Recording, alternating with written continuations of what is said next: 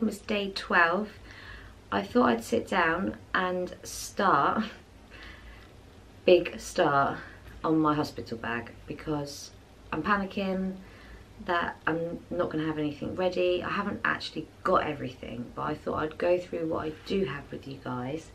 And just noticed Gary is in the bag. Good start. But I just go through it, what I have got and the things that I will be putting in there once I've bought them, and I'll be getting those over the next couple of weeks anyway. If I forget anything, even though I'm not a first time mum, please let me know in the comments down below, because you know what baby brain's like, you forget things, and I can't help but always think that I'm forgetting something mega important, so that would be muchly appreciated. Right, so here is my list. I've written it out on one of these to-do pad things. So first things first is a bag. I've got my big Gary's panicking now because I'm picking the bag up. My big Steve Madden holdall. This fits so much stuff in it. I think I've actually packed for me, Ben and Paisley for a weekend in this bag before, so it shows how much stuff it holds. So first things first, maternity pads. I got these ones from Tesco's, and they're slim maternity towels. Those of you that have had babies before know that maternity towels are not slim, so I'm hoping these are going to be okay. Maybe I'll get a couple of packets of the normal ones as well, because I've written on my list that I want 3 packets of those. We all know how quickly we go through those, so I'll pop those in the bag. And next thing up in the pad category, breast pads. I plan on breastfeeding again, and you really need these.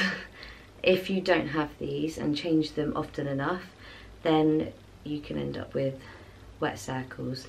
Even with these, I find sometimes through the night, when your supply is building up, you wake up absolutely drenched. The bed is drenched, everything is drenched in breast milk. So yeah, plenty of those. Again, I've only got 1 packet at the moment. I've written down I want 3. I probably won't need that many in hospital, but I think it's just so I've got a little supply at home. Right, back to the list. So I've written 3 bras. I didn't actually have any maternity bras last time. Yes, I breastfed Paisley for 18 months, but I carried on with normal bras. But this time I think just for ease I will get some, so I need to go and get those.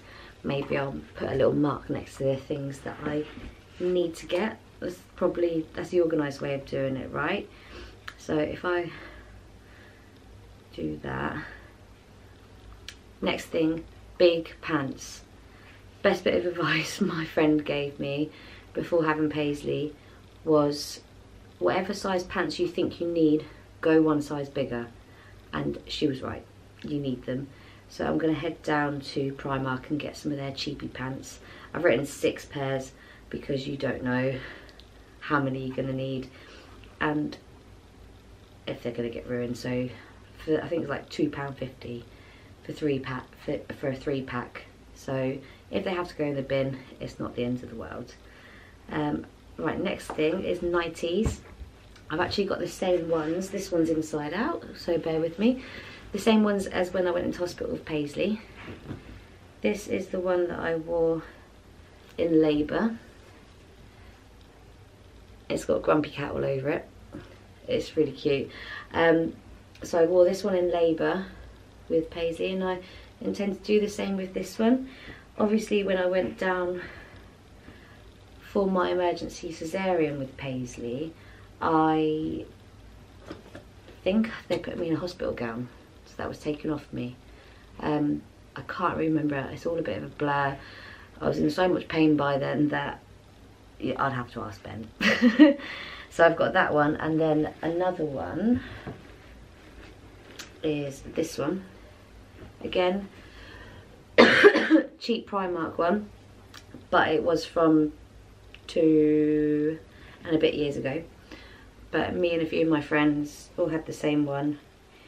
But these button-up ones are brilliant if you're going to breastfeed, because you literally just undo it, get your boob out, done, do it back up. And they're not too thick, but they're thick enough, and I got that in a large, so plenty of room for me in there. So pop that in. So that one will be for after, because it's just easier to breastfeed. The other one hasn't got the buttons.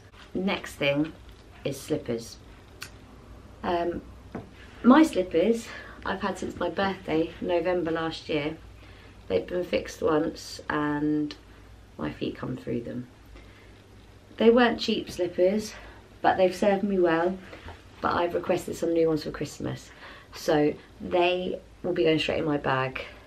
Probably it's like a last minute thing, because I'll be wearing them around the house, so I'll have a list of last minute stuff that I'll just chuck in there when the time comes, I guess, because I'll be using them up until then. I might even turn up in the hospital in my slippers. Right, clothes for me. So this will be coming home clothes.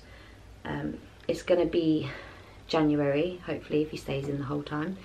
So it's going to be a bit chilly. I've got this dress that you guys probably saw me in a video yesterday, or a couple of days ago. It's wool, so it's nice and warm. And then I'll just, depending on the weather on the day, I'll team that with some tights. I'll take some tights just in case. So we'll pop that little beauty in there. But I think it's good to have a couple of options. Obviously I had an emergency cesarean last time, so I didn't really want anything to sit around my wound. So a dress is perfect for that. But then in case I don't have a cesarean, I've got some leggings, which will be mega comfy. They sit above where the scar is anyway, and I won't have my belly there anymore. But my lovely Fred and Noah's, Paisley and the baby have these. But the baby's ones are 3 to 6 months, I think, so they won't fit straight away. So I've got that with a plain black vest top, but a long one.